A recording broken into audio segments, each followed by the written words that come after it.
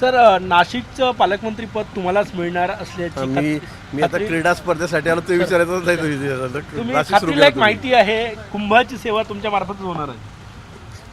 नाही, खात्रीला कसं काही नाही. आपल्याला सर्वांना कल्पना आहे की 2 ठिकाणी रायगड आणि नाशिक ठिकाणी आमच्या तिन्ही पक्षांमध्ये थोडं सगळ्यांची मागणी पालकमंत्री करा आम्हाला त्या ठिकाणी म्हणून आहे. माझी आधी घोषणाही झालेली होती, पण पुन्हा मुख्यमंत्री महोदयांनी नाशिक आणि रायगडला स्टे दिलेला आहे. तिन्ही नेते आमच्या त्या ठिकाणी चर्चा करतायत, बोलतायत. मला असं वाटतं लवकरच हा तिढा सुटेल. पण पालकमंत्री पदासंदर्भात एवढी स्पर्धा कधी यापूर्वी राज्यात पाहिली नव्हती. हे राजकारणात एक नवीन हे आहे की खूप स्पर्धा होतात मित्र पक्षांमध्ये. नाही काय, 3 पक्ष एकत्र झालेले आहेत आणि तोलामोलाचे सगळे आमचे पक्ष आहेत आणि म्हणून प्रत्येकाला वाटतं. गेल्यावेळी 14 ते 19ला कुंभमेळा होता, त्यावेळी मी पालकमंत्री त्या ठिकाणी होतो आणि कुंभमेळा मंत्री होतो.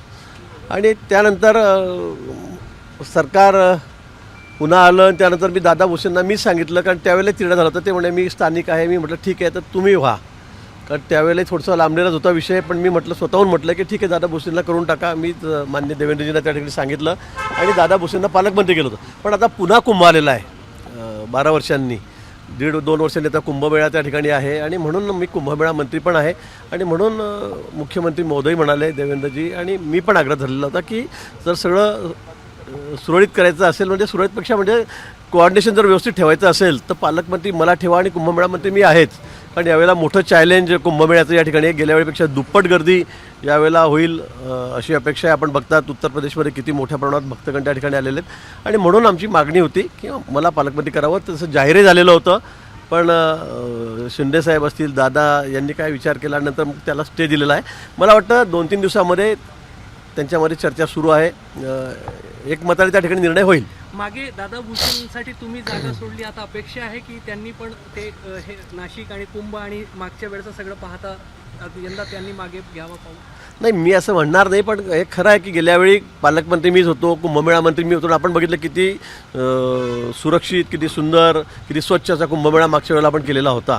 आणि म्हणून मला असं वाटतं की याही वेळेला जर तसंच राहिली परिस्थिती तर अधिक त्याच्यामध्ये आम्हाला काम करण्याचं सोयीचं होईल आणि म्हणून आमची मागणी होती. सर, सामनामध्ये एक बातमी छापलेली आहे की रायगडचं पालकमंत्रीपद जे आहे ते उपमुख्यमंत्री शिंदे साहेबांना जाणार आणि त्यांना मुंबईच्या पालकमंत्रीपदाने हटवलं. मी तेच सांगितलं की आता तिन्ही मंत्री आमचे दोन्ही उपमुख्यमंत्री आणि माननीय देवेंद्रजी हे त्या ठिकाणी या संदर्भामध्ये बोलत आहेत, चर्चा करत आहेत. मला वाटतं एकमताने हा निर्णय होईल, मग तो रायगडचा असेल किंवा नाशिकचा असेल.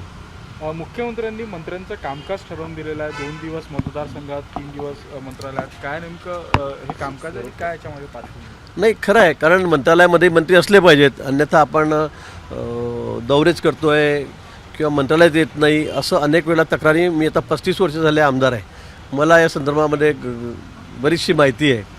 काही मंत्री असतात पूर्वीपासून मी बघतोय की मग ते मंत्रालयामध्ये येतच नाहीत, मग घरी बसून कारभार करतील बंगल्यावर किंवा मतदारसंघात किंवा दुसऱ्या जिल्ह्यात दौरे करतात. पण मंत्रालयातही राज्यभरातून येणारे लोक त्या ठिकाणी असतात आपल्या अडचणी घेऊन, तक्रारी घेऊन. त्यांच्या तक्रारीचं निवारण झालं पाहिजे यासाठी मंत्री हे ॲटलिस्ट 2 दिवस तरी मंत्रालयामध्ये असले पाहिजे असं कंपल्सरीच मी म्हणेल. अशा सूचना मुख्यमंत्री महोदयांनी सर्वांना दिलेल्या आहेत आणि त्या योग्य आहेत. धनंजय मुंडे यांच्या पाठीशी आम्ही भक्कमपणे आहो, भगवानगडाचे महंत नामदेव शास्त्री यांनी म्हटलेलं आहे. ते काय म्हणाले मला या बाबतीमध्ये कल्पना नाही, मी काही ते ऐकलेलं नाही, पण ठीक आहे, त्यांनी म्हटलं असेल तर ते असू शकतात. पण अंजली दमानी यांनी त्यांना उत्तर दिलेलं आहे की मी ते सगळे पुरावे जे आहेत ते त्या महंतांना नेऊन देईन. महंतांना बहुतेक धनंजय मुंडेची पार्श्वभूमी माहिती असेल. चांगलं आहे ना, मग अंजलीताई जर त्या ठिकाणी पुरावे नेऊन दाखवत असतील आणि त्यांचं काही मत बदललं तर मग तो त्यांचा प्रश्न आहे ना. बीड हत्या प्रकरणातले जे आरोपी आहेत त्यांना आधी मारहाण झाली होती, ती मानसिकता पण ओळखायला पाहिजे, त्यानंतर त्यांनी हत्या केली. भगवानगडाचे महंत असे म्हटले.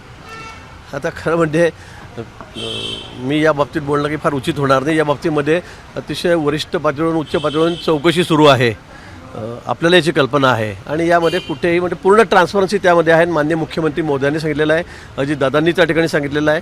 त्यामुळे चौकशी अंती ज्याच्यावर निर्णय घेता येईल किंवा काही बोलता येईल, पण अतिशय पारदर्शकपणे या सगळ्या प्रकरणाची चौकशी सुरू आहे. भोसे खुर्द प्रकल्प महाराष्ट्रात अत्यंत महत्त्वाचा प्रकल्प आहे आणि अनेक गावं अशी आहेत की तिथे काही जमिनी अधिग्रहित केली, काही अजून केलेली नाही. शेतकऱ्यांच्या मागण्या, पाण्याने चारी बाजूनी जमीन वेढलेली आहे, मात्र अधिग्रहित केली जात नाही कारण ती बुडीत नाही आहे. मला वाटतं आत्ताच आपण मान्य देवेंद्रजीच त्यावेळेला त्या खात्याचे मंत्री होते, त्यावेळेला त्याला सुधारित प्रशासकीय मान्यता देण्यात आलेली आहे. जवळपास 20,000 कोटी रुपयाची सुप्रम आपण त्या ठिकाणी दिली आणि त्यामध्ये हे सगळे बुडीत गावं आहेत. लँड ॲक्विजिशनचा प्रश्न आहे, अधिग्रहण करण्याच्या जमिनी त्याचाही प्रश्न आहे, त्याचेही पैसे त्यात घेतलेले आहेत. मला वाटतं लवकरच, कारण आता तो वार लेवलवर देवेंद्रजींनी तर अतिशय वार लेवलवर हा विषय घेतलेला आहे, लवकरच हा प्रश्न त्या ठिकाणी सुटणार आहे. ज्यांना पैसे द्यायचे शेतकऱ्यांना, ज्याचे लँड ॲक्विजिशन झालेले आहेत त्यांना सर्वांना पैसे तात्काळ आम्ही त्या ठिकाणी देणार आहोत आणि हा प्रकल्प अगदी आमच्या वार लेवलवर आहे. हा मला या 1.5-2 वर्षामध्ये पूर्ण करायचा आहे. तर काही जमिनी बुडाले नाहीत, चारी बाजूने पाण्याने वेढलेले, फक्त बुडीत नाही म्हणून आम्ही अधिग्रहण करणार नाही असं आपला विभाग म्हणतो. मला वाटतं, मला या बाबतीत अजून काही पूर्ण माहिती नाही, पण निश्चित शेतकऱ्यांना न्याय देण्याचा आम्ही या ठिकाणी प्रयत्न करू. शिंदेचं ऑपरेशन टायगर जे आहे ते सुरू झालं. एकनाथ शिंदेचं ऑपरेशन टायगर गेल्या काही दिवसात काँग्रेस असो किंवा ठाकरे गटाचे काही नेते त्यांच्या संपर्कात आहेत. दंगेकर काल येऊन भेटलेले आहे, बाबर पण जे आहे ते त्यांच्या प्रवेश घेण्याची. मला वाटतं अनेक लोक आहेत जे काँग्रेसमध्ये आहेत किंवा शरद पवार साहेबांच्या गटामधले आहेत राष्ट्रवादीचे, ते आमच्याकडे येण्याला उत्सुक आहेत, दररोज संपर्कामध्ये आहेत. अगदी नगरसेवकापासून प्रत्येक जिल्ह्यामध्ये, तालुक्यामध्ये त्यांना असं वाटतं की आता मुख्य प्रवाहामध्ये आपण यावं. मोदींच्या नेतृत्वावर त्यांचा विश्वास आहे. आमचे नेते आहेत, देवेंद्रजी आहेत, एकनाथ शिंदेसाहेब असतील, अजितदादा असतील, यांच्या नेतृत्वावर विश्वास ठेवून सर्वजण आता मुख्य प्रवाहामध्ये यायला तयार आहेत.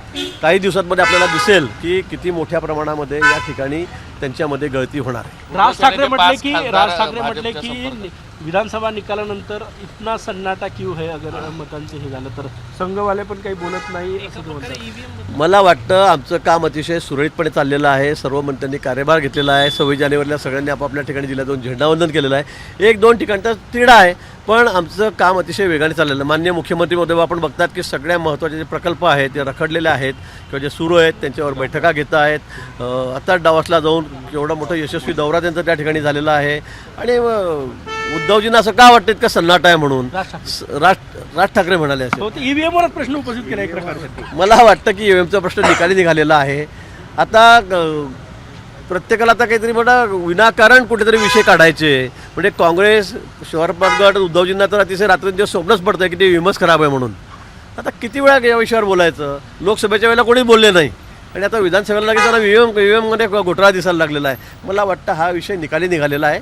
या विषयाला तर कोणी महत्त्व देत नाही आणि लोकांचा या विषयाचा विश्वास राहिलेला नाही. निवडणुकीत राज ठाकरे तुमच्यासोबत होते अशीच त्यांची सगळी भूमिका होती. आता निवडणूक आटोपताच ते ईव्हीएमवर आणि तुमच्या म्हणजे भाजपवर प्रश्नचिन्ह निर्माण करतात. तुम्ही त्यांची भेट घेऊन त्यांना समजावून सांगण्याचा प्रयत्न करणार आहात का या सगळ्या? नाही, त्या संदर्भामध्ये मला वाटतं देवेंद्रजी त्यांच्याशी बोलतील. ते मोठे नेते आहेत. मी भेट वगैरे घेण्याचा काही प्रश्न नाही आहे, पण ते त्यांच्याशी निश्चित या बाबतीमध्ये बोलतील. पण ईव्हीएमचा प्रश्न हा निकाली निघालेला आहे. न्यायालयाने सुद्धा, त्याच्यातले एक्सपर्ट आहेत त्यांनी सुद्धा त्याच्यावर निर्णय दिलेला आहे. आता उगाच आपण हारलो म्हणून काहीतरी बोलायचं म्हणून विरोधक बोलत आहेत. एबीपी माझा, उघडा डोळे बघा नीट.